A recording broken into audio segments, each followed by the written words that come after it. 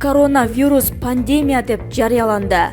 Дүйнөлүк саламаттыкты сактоо уюмунун башчысы Тедрос Гебрейесус өпкөнү сезгенкен жаңы вируска байланыштуу абалды пандемия деп сыпаттады. Ал 11 марттагы билдирүүсүндө жакынкы күндөрү коронавирусту жуктуруп алгандар жана андан ажал тапкандар дагы көбөйүшү ыктымал экенин эскертти. Ушул тушта бул оору дүйнөнүн 100дөн ашык өлкөсүндө катталды. Илдетти жуктуруп алган адамдардын саны 120 миңден ашты. Коронавирус 4 миңдей адамдын өмүрүн жалмады. Мунун алдында Кытай бийлиги коронавируска каршы күрөшкө көмөктөшүп, Италияга гуманитардык жардам жөнөтөөрүн билдирген. Европа өлкөлөрүнүн ичинен Италияда оору тез жайылып жатат. Коронавирус жугузуп алгандардын саны 10 миңге чамалап, 400дөн ашык киши ажал тапты. Бүтүндөй өлкөдө карантин жарыяланды. Карантинден улам Украинада, Молдовада, Чехияда, Словакияда жана Грецияда мектептер, окуу жайлары жабылып жатат. Орусиянын Москва шаарынын мэри Сергей Собянин 10 апрелге чейин эл көп катышкан иш-чараларды өткөрүүгө тыюу салды. Туркияда коронавирус жугузуп алган алгачкы адам катталды. Кытайда болсо бул ооруга кабылгандар кескин азайды. Соңку бир күндүн ичинде илдет 19 гана адамдан аныкталды. Бул өлкөдө коронавирус 80 миңден ашык адамга жугуп, алардын көбү айыгып чыкты. Президенттин атын жамынып пара талап кылгандар кармалды. Кыргыз темир жолу ишканасынан 1 миллион АКШ долларын талап кылып, аягында 250 миң АКШ долларын алууга ниеттенген адамдар УКМК тарабынан кармалганын кечинде аталган органдан кабарлашты. Барынан кызыгы, кармалган 3 адамдын бири СУЖ Ош областынын Кара-Кулжа районунан болгондуктан өзүн президент Сооронбай Жээнбековдун жакындары катары тааныштырып, Кыргыз темир жолу ишканасынын жетекчилеринин биринен Карабалташ шаарындагы ичүүчү суу түтүктөрүн алмаштыруу боюнча жүргүзүлгөн тендердеги утушту камсыздоону талап кылган. Бирок ишкананын жетекчилигин укук коргоо кызматтарына арыздануусу менен бул иш иликтенип, аягында кылмышка шектүү 3 адам далилдер менен бирге колго түшүрүлгөн. Өзүн ак үйдүн таасирдүү адамы катары сыпаттаган жаран мурда алдамчылыгы үчүн кылмыш жоопкерчилигине тартылганы да аныкталган.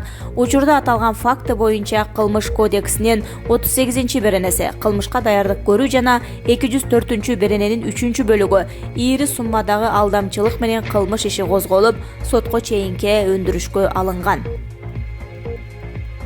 Президент Жээнбеков Лейлек Кыргызстандын дарбазасы. Мамлекет башчы Сооронбай Жээнбеков Баткен областына жасаган иш сапарынын алкагында Лейлек районун кыдырды. Президент жергиликтүү тургундар менен жолугушууда чек ара маселелери жергиликтүү элдин пикирлерин эске алуу менен чечилүүгө тийиштигин айтты. Лейлек жергесинин Кыргыз мамлекетинин тарыхында жана азыркы турмушунда өзгөчө орду бар.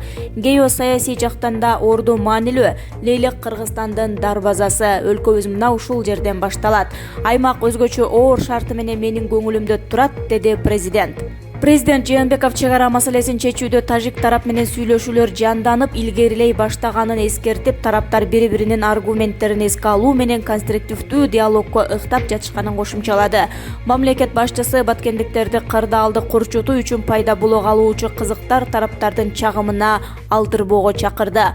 Президент Сооронбай Жээнбеков 10-11 мартта Баткен областын кыдырып, аймактагы элдин жашоосу, жол суу маселелери боюнча ишке ашырылып жаткан долбоорлор менен таанышты. Аксыда окуучусу сабалган мектептин директору иштен алынды. Жалал Абад областында окуучусу сабалган мектептин директору иштен алынды. Билим берүү жана илим министрлиги окуя 6 февралда Аксы районундагы номер 5 орто мектептин аймагында катталганын тастыктады. 9 класстын 6 окуучусу ушул эле класстын окуучусун сабаган. Сабалган өспүрүм ооруканага кайрылган. Учурда окуусун ошол мектепте улантууда. Окуядан кийин мектептин социалдык педагогу жумуштан алынган. Директору Кенанбай Шабданов өзүнүн иш милдеттерине жоопкерчиликсиз мамиле жасап, зордук зомбулукту алдын алуу боюнча окуучуларга түшүндүрүү иштерин жеткиликтүү жүргүзбөгөндүгү үчүн ээлеген кызматынан бошотулду деп билдирди министрликтин басма сөз кызматы. Бир топ бала бир баланы бүт элек курулуштун ичине киргизип алып, аеосуз уртокмо калып жатканы тартылган видео бул күндөрү интернетте тарап жатат. Райондук милиция ээн баштык беренеси менен сотко чейинки териштирүү иши ачылып, 6 окуучу шектүү катары тергөөгө тартылганын кабарлады.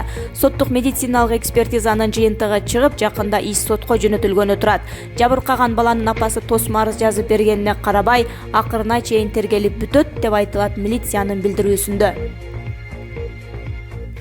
Ирактагы базага урулган соккудан 2 жоокер курман болду. Баш кала Багдаддын түндүгүндөгү Тажи аскердик базасына ракета менен урулган соккудан бир британиялык, бир америкалык аскер мүрт кетти. Бул тууралуу чет элдик басылмалар АКШдагы расмий адамдарга таянып жазды.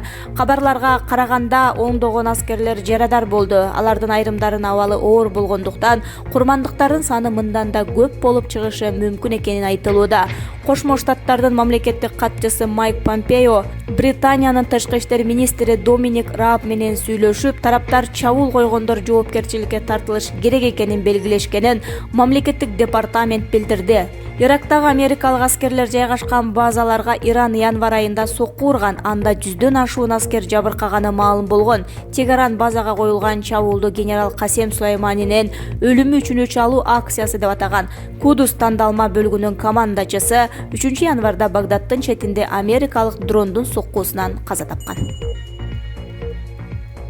Өкмөт мектептерди жабуу планыбыз азырынча жок. Кыргыз өкмөтү коронавирус коркунучуна байланыштуу мектептерди жабуу боюнча планды азырынча караштырган жок.